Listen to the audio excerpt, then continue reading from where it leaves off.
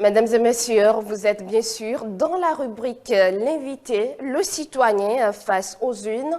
Quels droits, quels devoirs et quelles responsabilités en période électorale?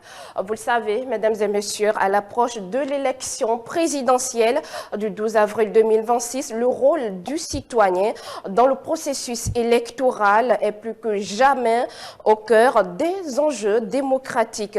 Voter est bien évidemment un droit, mais c'est aussi un devoir et une responsabilité.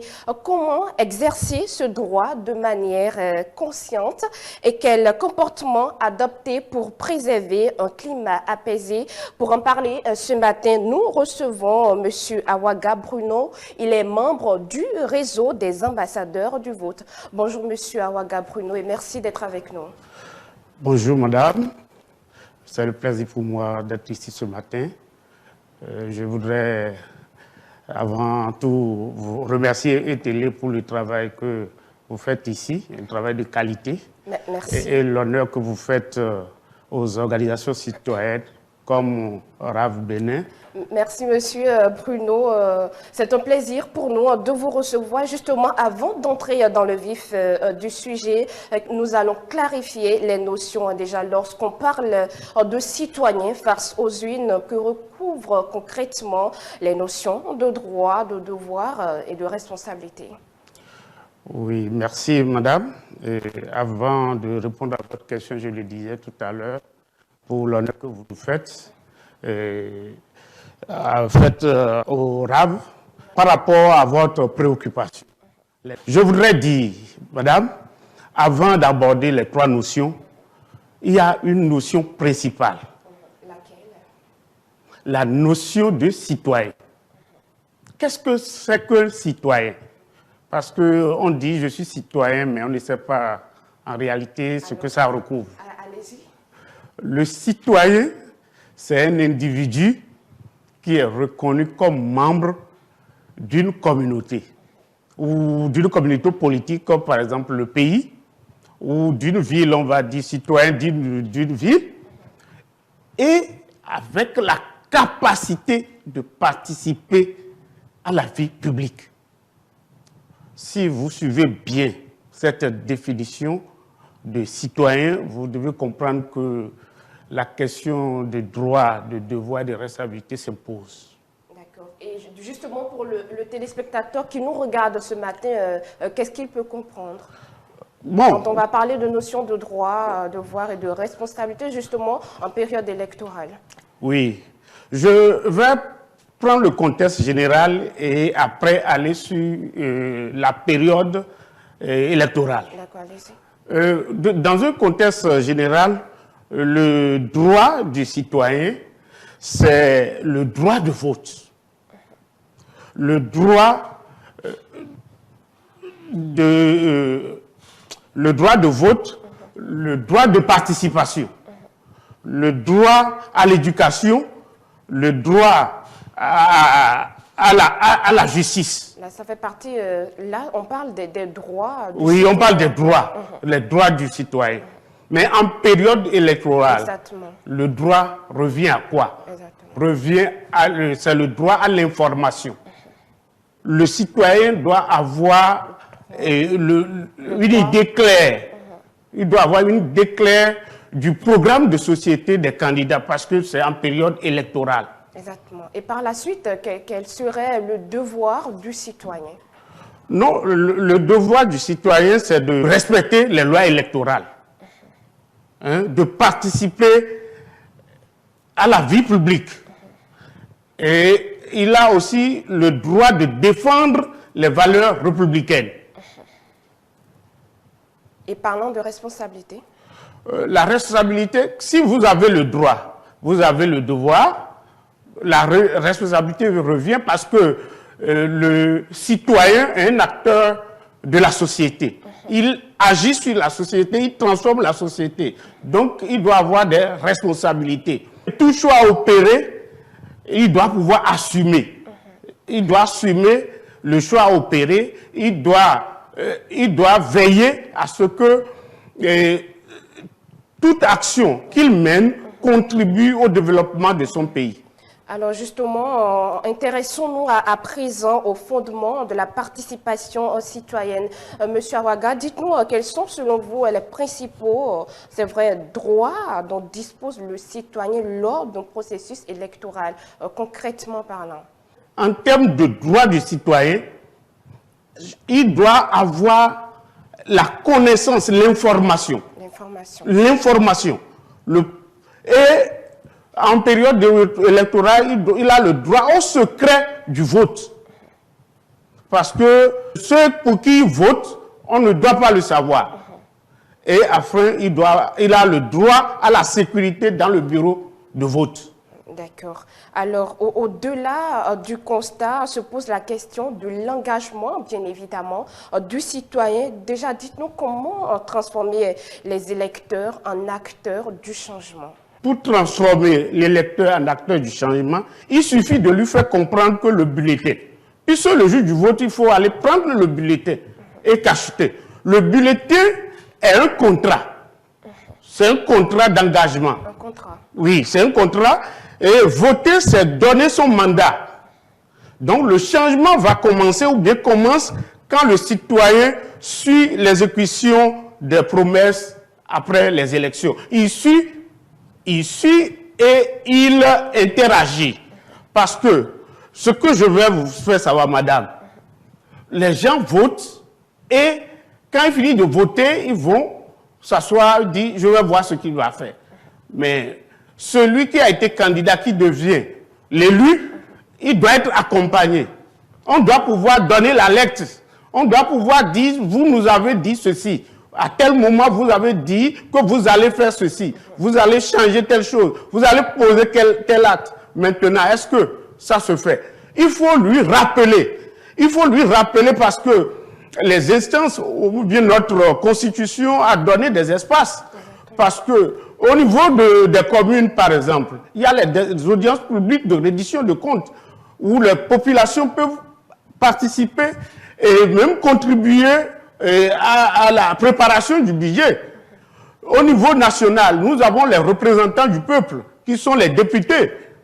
Mais qui, de sa maison, va voir un honorable à la maison pour dire « il y a telle chose que tel candidat nous avait dit et il ne l'a pas fait ». Ou bien c'est comme cela est en train de l'échapper. Donc, c'est ça.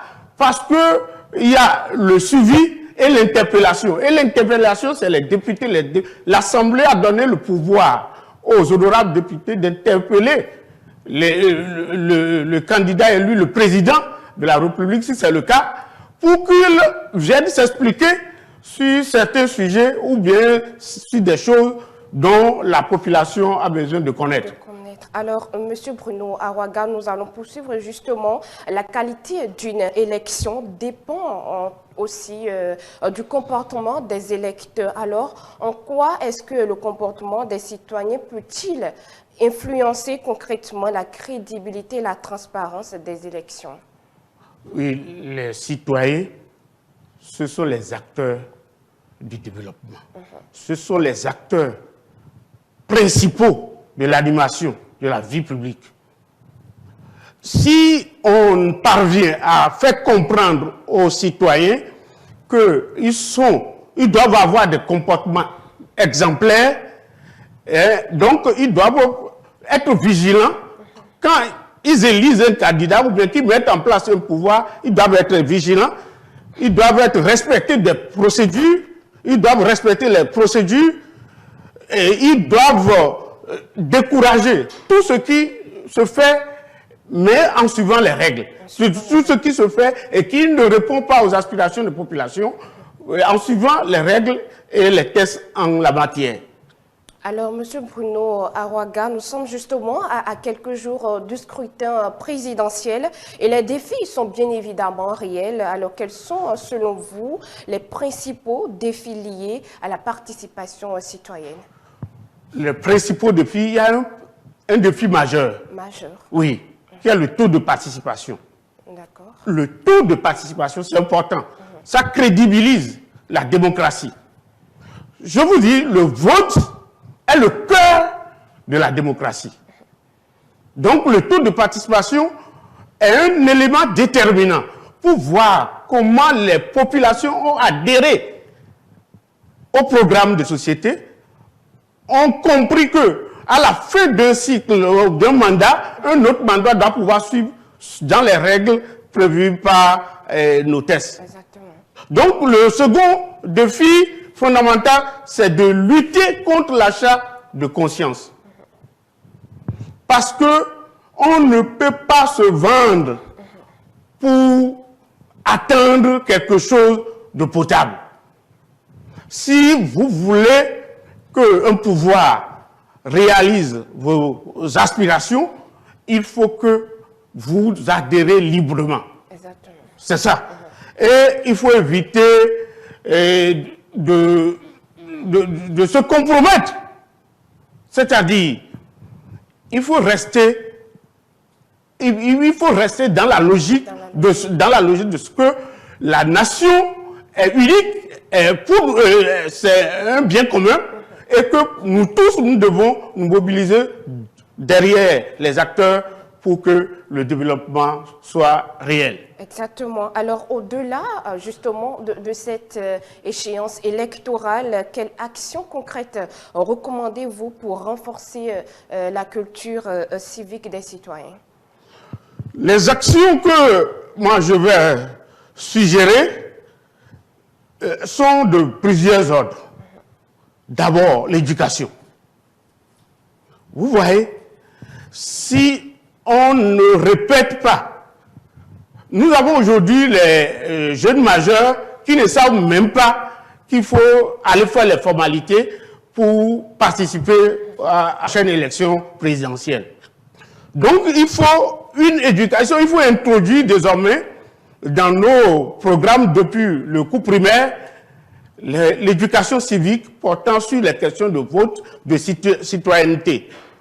Il faut par ailleurs multiplier les campagnes ou bien les campagnes de proximité comme le fait déjà le RAB qui depuis l'année dernière est activement sur le terrain à l'échelle nationale comme à l'international. Aussi, parlons de campagne de proximité. Nous voyons les candidats en lice dans cette course-là, bien évidemment. Oui, les candidats sont en liste, mais est-ce que les gens vont les écouter vraiment? Est-ce quand ils vont là-bas, est-ce qu'ils écoutent ce que le candidat dit? Les gens les écoutent, bien sûr.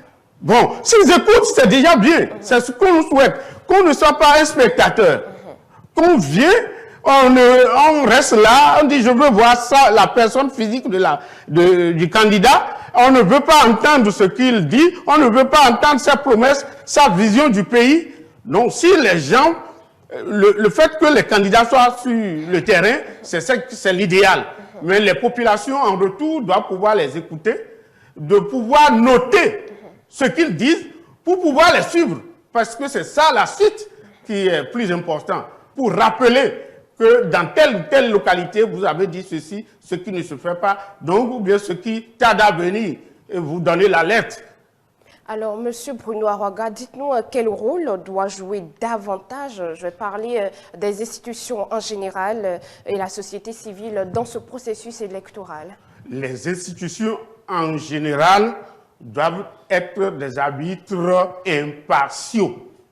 Des arbitres impartiaux. Oui. Que doit-on comprendre? Oui, qui respectent les tests et rien que les tests. Il ne faut pas être des arbitres partisans. D'accord. C'est ça ce que je veux dire. Il faut que les institutions soient des arbitres impartiaux et que la société civile, quant à elle, doit rester une sentinelle qui éduque, observe et alerte de façon neutre. Nous tendons justement vers les dernières minutes de notre entretien de ce matin. Déjà, dites-nous pour ces éclairages, nous vous disons merci. Et que doit comprendre concrètement, pour finir justement, le rôle du citoyen en période électorale, le téléspectateur qui nous regarde ce matin? Oui, madame, je voudrais bien répondre à ça, mais je voudrais dire quelque chose. Allez-y. Oui, madame la journaliste, si le vote est le cœur de la démocratie, l'implication quotidienne du citoyen est le poumon. On ne peut pas respirer une seule fois tous les 5 ans ou 7 ans et espérer que notre démocratie reste vigoureuse. Elle se nourrit de notre vigilance chaque instant. Ça veut dire quoi? Nous allons élire nos dirigeants, mais nous devons rester à côté. Nous devons avoir une veille citoyenne. Par rapport à votre préoccupation, moi je dirais à nos citoyens, aux citoyens béninois, à nos compatriotes, que le Bénin est notre bien commun. Voter est un droit, mais c'est surtout une chance de dessiner notre futur. Ne laissez pas passer. Sortez massivement, votez dans la paix et restez dignes. C'est ainsi que nous grandissons et le pays va grandir. Et justement, M. Bruno Awaga, parlant bien évidemment de mots de fin, je voudrais que vous adressiez un message en particulier à la jeunesse béninoise. Oui, la jeunesse est le fer de lance de tout pays. Nous avons aujourd'hui l'impression que la jeunesse banalise tout. Et les réseaux sociaux ont tendance à absorber la jeunesse et à la détourner de ses objectifs principaux, et cardinaux. Le Bénin, c'est la jeunesse qui doit participer activement à sa construction. Donc, les jeunes, de façon générale, les jeunes majeurs surtout, je leur dis à partir de ce studio, de ce plateau, que cette fois-ci, nous avons besoin d'eux. Le pays a besoin d'eux, a besoin de leur contribution, qu'ils sortent massivement et qu'ils aillent voter. Qu'ils aillent voter dans la paix. Et je voudrais inviter tous les Béninois à la paix, à la tolérance. La tolérance et préserver notre joyau démocratique.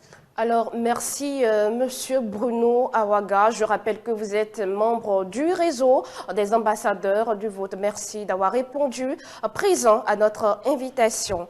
Chers amis téléspectateurs, nous espérons que vous avez pris bonne note de l'essentiel. Un échange voilà, essentiel, comme je le disais, qui rappelle que la démocratie repose aussi sur la responsabilité de chacun.